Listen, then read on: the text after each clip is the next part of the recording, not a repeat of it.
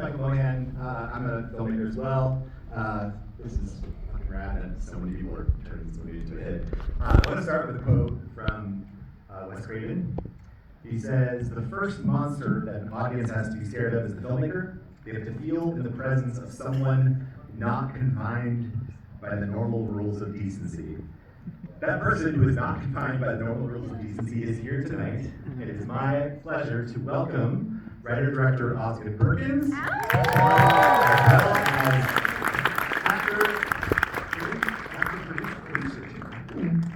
actor Monroe.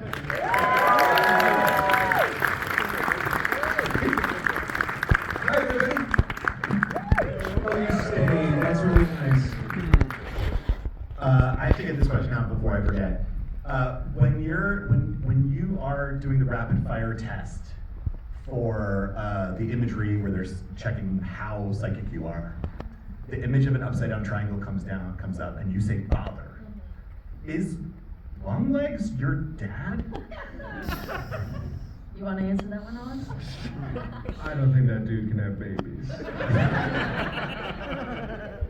Why not? Well, I don't know. I don't think it works that way. Okay, so the text thread that I have with my friends where we're like, did he rape her? Like what?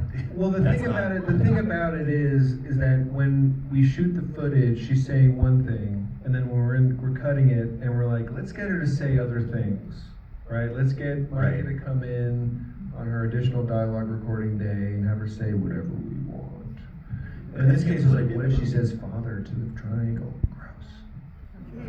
So is that, you didn't, there was no. That was. All right, never mind, bad question. No, it's not a bad question. It's a great question because it expresses the way that a movie is made, right? Yeah. Which is that it's never done. You're always figuring it out. You're always finding and figuring out and sounding it out and thinking about it. Does that make sense? Is that better? Is that worse? Is that dumber? Is that smarter? Is that cooler? Is that lamer? And you kind of spin around it goes and around it goes and around it goes. You got to stop it at some point. And so in the case of that, I was like, what if she says father to the triangle? Is that weird? Yeah, it's weird. Let's do it. Put it in. It's awesome because, well, it inspires these conversations that movies don't do now. You know, how many movies do you watch where it's like a passive experience, and at the end of the experience of watching the movie, it's over and it's exiting your brain as you try to, look at the next piece of content, where this sticks with you, I heard they're going to change the Netflix logo to Netflix, a passive experience. Sorry, fuck, I'm supposed to not do that. We love Netflix. Love them. They canceled my show. Tell me about the doll. Where did the inspiration for that come from? So the doll was a two-pronged thing. The doll came from two things. The doll came from, there's a thing called The Golden Bough, which is a big volume written by this fellow Fraser around the turn of the century, last century, 1900s, which is sort of a catalog of weird things, that's such a derogatory way of putting it, unusual things that tribes all around the world and through history sort of do ceremonies and mythologies and witchcraft and things. And one of the things is around this idea of sympathetic magic, which is like a voodoo doll. It's like the star of the sympathetic magic show. Where it's like if you do something to something, it'll have a result on the thing that you're kind of emulating, right? Like some countries they build effigies of politicians and they burn them. Cool idea. Some people work voodoo dolls to hurt their people they don't like. So the idea of that was in my mind, and then this weird, the JonBenet Ramsey case, bad one. There was a weird detail in that when I read the book about it when I was like 20 or something. It all happened kind of around Christmas, and the parents had bought for her for Christmas, they'd had made this doll of her, like a life-size doll of JonBenet, and it was dressed in one of her kind of pageant gowns. And it was in the cardboard box lying this way in the basement, kind of under her bedroom. And I can't make that shit up. That's real shit. And so if you take those two things, you put them together, you kind of get the dolls from Longlegs. That's amazing. how much went into the fabrication of them? How did you know when you had it, or was it just? Maybe I should have a different answer for this, but I really trust the people who are working with me. And so you write the script, you express what it is, you have some meetings, you tell them what you think, you say it's this, but it's not this, I think it's this, but it's not this, and they go away and they do their thing, and then they bring them to you. And hopefully they're not terrible and they were great. Sometimes they're terrible and you have to start over and all that, but if you trust people and you kind of empower people, most of the time the work is pretty good. And do you show them, like, because we've talked about this in other Q&As too, how much are you just using words, or are you culling images to show people, like, especially with your DP, you know, because the visual language of this film is unlike so many other films. You're using words most of the time. Most of the time it's conversation. You're kind of throwing hints at people and you're putting it in the script, and a lot of the stuff is written in.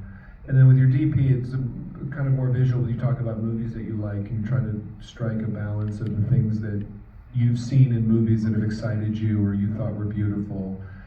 And as it was with Andres, who shot the movie, we didn't talk about other horror movies. Like, that didn't occur to us. We weren't thinking that way. We weren't like, oh, well, we should make this look like other horror movies. Instead, we were like, hey, I like Gus Van Sant. Do you like Gus Van Sant? Tell me you like Gus Van Sant.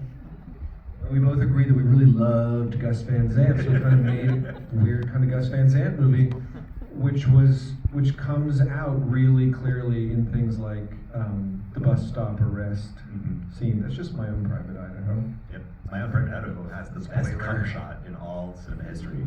There's so much great stuff in a movie like that, and so it's like when you're making a picture and you're trying to make a weird movie or a movie that comes at the audience in an unexpected way, your references should be through the side door.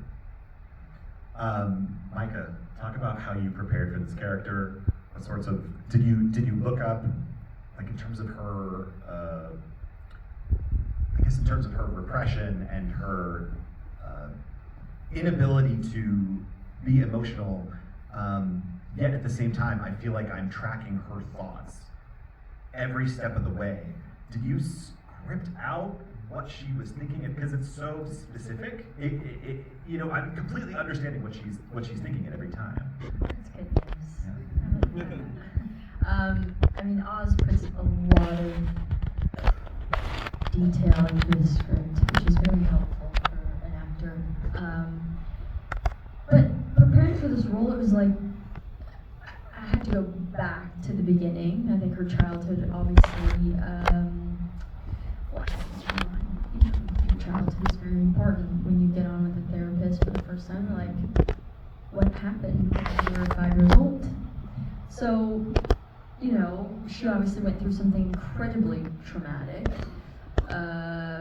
at 9 years old, and there was a Lee before and a Lee after, and it was making sure that I understood both those sides and understanding what that trauma meant to her. And obviously it's incredibly suppressed for at least the beginning of the movie, and then slowly it starts bubbling to the surface. And it was just, I don't know, it was just really interesting, challenging, fun to play with all of that. Right. I mean, it's and it also has to be so challenging because you're never shooting anything in order. So, like, you know, Lee from the end of the movie when she's here and she's like the most expressive she is, and then you might be shooting that on the same day as something where she's like from stage one, just starting to get. Yeah, I mean, it's crazy. We do try to kind of put the end at the end. At the very Were you able to do that? At the very least, you shoot the end at the end. At the very least, we did do that, and I think that's only fair. That's great. We were talking. You got to do that. We got to do that. We got to do that. The people who put together the schedule, they cared about stuff, and that's an important one. Tell me about that experience of shooting that last scene. Oof. It was like me just crying. How long did we shoot that for? Here's a fun fact about the last scene. As written and as we shot it, she comes in. No, Carter, that's my mom. She's the accomplice. Right? She, sit down. And in what we shot, and as it's written, she goes. She fucking sits down for the rest of the scene, guys. So we had to go back and use footage from the beginning. That's all we had. We took out the whole part where she sits down. She sits down for the whole fucking part. All of it. All of the dialogue, all the stuff about, I'll come back, she's, I'm going to the kitchen, I'll be right back. No, you'll still be here, I'll be in the kitchen. All that stuff, she's sitting down on the day. And we just had to go back and use whatever we could find of her standing up, because we got into the editing room after spending a long time shooting her sitting the fuck down. I mean, that looks good. Let's do it again. Sitting down, that's good. That's a good idea. And then you get into the editing room, you're like, but she would never sit down. Why would she? How could she sit down? This is insane. And so your editor, you're like, here's the job of the day, editor. She doesn't sit down. I'm gonna totally buy you coffees and stuff and like cinnamon rolls and whatever you need, buddy. But guess what? Just fucking sit down, never. He's like, but then I have 2 shots. Well, that's what we have then. How many takes did you do? Like hundreds, man, all day. There you go. God, so many. Wide shots and things, and well, can we get the wide? Can we rub her out of the wide? No, that's gonna cost $100,000 to get her the thing. We can't rub her out. We don't have any more money left. We can't do the thing. I guess we did that. We could do this and put her. But she never sits down. I'm gonna get you a coffee, editor. I'll be back in a bit. It is amazing how those things happen, and because I always feel like at the end of a movie, like it just feels like a giant pile of Band-Aids, like a Band-Aid on top of a Band-Aid on top of a Band-Aid, but nobody knows. Nobody knows. Some people know. Now you know. Some people know. And as the filmmakers, you're watching, you're like, fuck all of this fucking off-camera ADR stuff they do. Do you notice that? Raise your hand if you're in this theater right now watching that last scene, you're like, they ADR'd like 30% of this. Oh Nobody? God. It's insane. It's insane. They don't care. Nobody? You don't notice that? You don't notice that Alicia Witt says all kinds of things off camera? They don't know. And you're a Burn good and mixer, twist, you know? and burn and twist and all that. She didn't say that on the How did She said that in a booth. How else did it change in the edit? Was it a lot? So the bit where she shoots the doll's head off and then and Lee, so what really happens, hours and hours of shooting and take after take, and this looks really good, let's keep shooting it. She comes over and she says, what the hell is that? And Alicia Witt stands there with the gun on the doll and they talk forever. She says all this stuff. Alicia Witt stands there with the shotgun on the doll for like 10 minutes, man. Just talking and talking, and she's talking, and they're talking, and they're talking, they're talking. And you get to the editing room, you're like, no good. No good. No good. We can't do this. This is nonsense. This is crap. This is crazy. What were we thinking? Fuck, we did it all day for like a few days. And you get into the room, and the editor's like, yeah, we can't use that. And you're like, yeah, no kidding, man. I'll get you some coffee. Figure it out. But no, we did that, and then what happened was we were like, well, we have all this really cool footage that we shot, especially all this 35mm stuff that we shot on in the 4:3 ratio. It looked amazing. We're like, we have all this stuff. Let's turn it into kind of like a story time. Once upon a time, there's a little girl named Lee. Now, was that in the script? Ish. But we were like, oh, what's the movie about? Oh, the movie's about a mother who tells a story to protect her kid. Like, it's about a mother lying to her kid to protect her from the thing. She doesn't want to tell her the story. But then she does tell her, oh, we make it into a bedtime story. So we made it into a bedtime story. We just found this great thing. And so shooting hours and hours and hours and hours of stuff that you can't use created a better thing. How did you have the footage to support it that you were cutting away to? Or did you just have it? I don't know. I was having coffee while the editor was figuring it out. Not even joking. How would is there a lesson to take from that moving forward? Like when you're, aside from more energetic blocking? Or No, I think the lesson behind it is that a movie is always being made and unmade and remade and unmade and made again, and you make a mistake and you fix it and you do the thing. We don't have her saying burn and twist on the day, but we can get her in the thing to say she can't sit down. We're gonna figure it out. And if you have capable people working or brilliant people, as is the case with me on this movie, you figure it out. There's kind of always a way out. It's like you're Houdini in the tank, and you're all tied up. You're gonna get out of there somehow. You're not gonna die. Yeah. With the last shot specifically, like, was that always planned? No. No. I wish I could stand up here and be like, guys, I knew everything all the time. But nobody, like, it's important for a doctor, who, by the way, also doesn't know anything ever. Just kind of say, yeah, I think it's this. But we didn't know that. That stuff that we have of Nick's was Nick playing. There was a little bit of time on the day in the interrogation room, and he kind of wanted to do this sort of thing. Ooh, look at me, am I pretty? And we all the stuff, and he sort of did this, I'm my pretty stuff. And it was sort of sitting there in the bin. We weren't using it. And they were like, oh, we have that. And it kind of makes the job of making movies seem kind of approximate, but it's really not, because you're trying to do the thing, and the script is really good, you feel good about it, and then you feel really good about what you've got, and then you end up in the editing room with this kind of like slop, and you just got to find it and make it better. And then there's Q&As when the guy comes up and is like, I don't know. Well, it's the magic of it, right? It is, and it's a job. Yeah. Right? There's no fairy who's like, it's good, who comes and like waves their wand and like makes it right. There's no button to press. You just work it.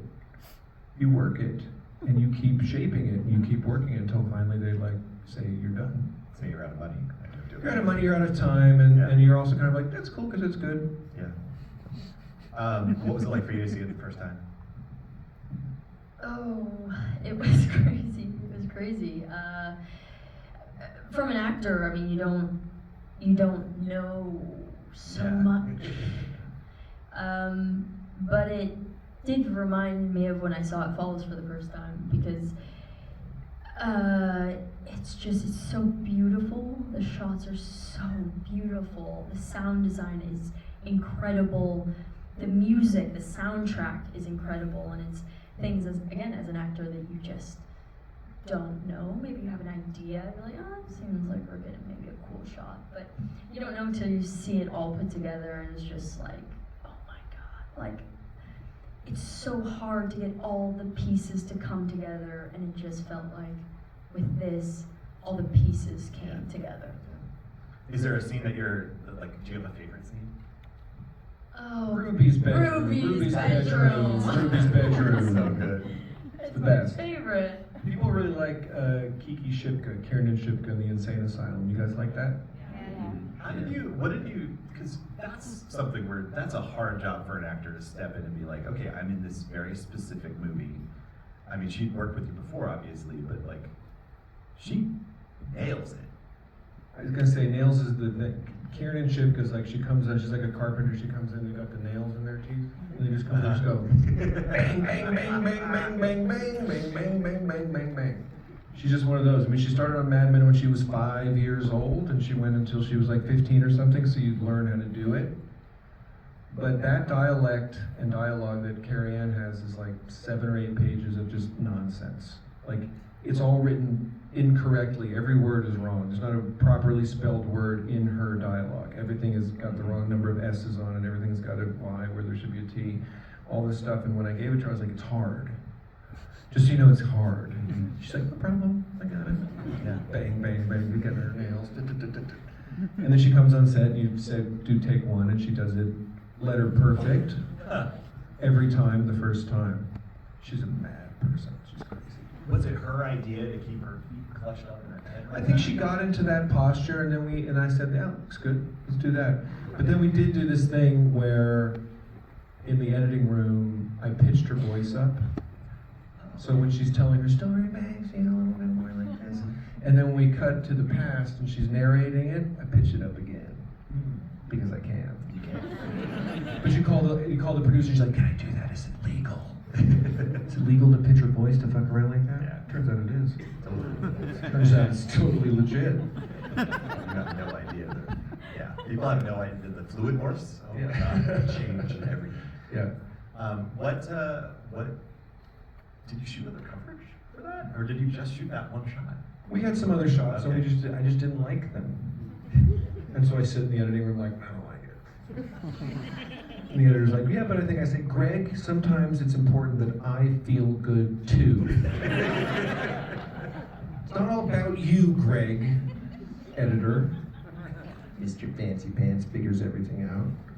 Sometimes I have to like it too. So there were sure he was like, well, we could use this. I was like, no, you can't use that. It looks bad. This must be so great for you as an actor to work with a director who's It really is just the best. You know what I mean? Like that takes a lot of the pressure off, you know? Oh yeah, he's the best. I mean, What was your, did you have any fears going into it? I don't. Probably the biggest fear would have been. Obviously, there's similarities with Silence of the Lambs and just trying to differentiate Lee and Clarice, and as much as that was an inspiration, making sure that this is something different. I think this is a harder role to play, honestly. Well, because there's subtext to every single thing that you're doing, you know, whereas she's just reacting to what is happening. But like, I think of the scene when you're eating Cheerios and you're on with your mom, and then you have to step outside, and then there's a person in the house, and how she reacts to this is unlike any other character. And yet, here we are along for this journey. We're totally following her every step of the way. Like, I was more worried for her than I think she was for herself, you know? Especially hard because on the other end of those phone calls, it's not Alicia Witt, right? It's the script It's the script continuity supervisor. person. Are you going to tell me what you're working on? It's your man. mother calling. Are you okay? Tell me about it. Yeah. Did you know? Were those lights in there? Like when you walk in, there's that like that set is so bizarre because it's like I didn't picture her as like a log cabin kind of person, but also there are these like geometric lights, like that shot when she comes in, and there's like that sort of cube. It's otherworldly, but it's also very simple. Was it like that, or did you come in and say, "How do we fuck this up and make it weird"? No, Not fuck this up in a it was good weird. way, I No, know. it was weird. As we were walking in there, this little family lived there. Kind of a cool hipster kind of family. They had that cool hipster sort of white cube thing. And I think we just didn't change it. And when we came in, they had a bunch of their own furniture and stuff, and their kids are kind of around. You're sort of walking around like, hi, we're gonna make a movie in here. And you're looking around and you're thinking, man, they're idiots to let us in here. Right? Because like everybody knows, like people when you're trying to get people to let, like, we're gonna shoot in your house. It's gonna be fine. All good. Like nothing weird is gonna happen or gross. We're not gonna break anything at all. I promise. But they had like a little life that they were doing, and we came in and we said we'd like to use this, and we pulled all their stuff out. We left the light. We put our own things in, but no, it was weird. It was a weird spot, which is why we chose. Yeah, no, it's great. It's Yeah. such an interesting decision, Yeah. and it's because all of those micro decisions add up to her character. Like I was even thinking about this song that she's listening to in the car. My wife wrote that. She's sitting in the front row right here. She wrote the poem It's so that. nice, and it's also just so idiosyncratic. What's cool about it is that when we put it in, we loved it because the editor and I were like, oh, it makes her, she's a person. Yes. Like she listens Yes. to her own music. Yes. Because in my mind, it was like, oh, she's listening to NPR. Boring. She lives a boring life and she listens to boring news. My wife wrote this song for it, and we put it in, and I was like, oh, that's fucking great, because it makes her a human person. Oh, and she's smoking a cigarette, too. She's like sneaking a ciggy and listening to some cool song that we've never heard before, and all of a sudden, she's like a person again, because she's pretty weird. But it also takes the, you know, because the visuals are so austere, it adds some humanity to something that's otherwise very cool. You know? Absolutely. It works really well. I've asked you all of my questions. I'm gonna ask you a repeat I have question. nothing. I'm gonna ask you. So talk about how your dynamic on set. How do you work together? How are you going back and forth? Was there anything where it was like not working and you had to figure it out? No, No. I mean, Maika likes to change dialogue, which is cool, I guess. So she'd come, sort of come to the set in the morning. You say hi to your actors in the makeup chair, which is a nice vulnerable time for them, because they're like,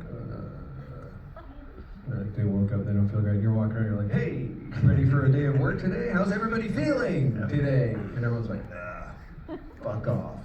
But then Mike is like, I really don't want to say these things. I want to say this, and I don't think she'd say this, but I think she'd say this. And it's great that she does that. Yeah. You know, it's great that she does that. I don't need it to be the way that I wrote it, Right. necessarily. Were there times where you had to say something a certain way and you didn't?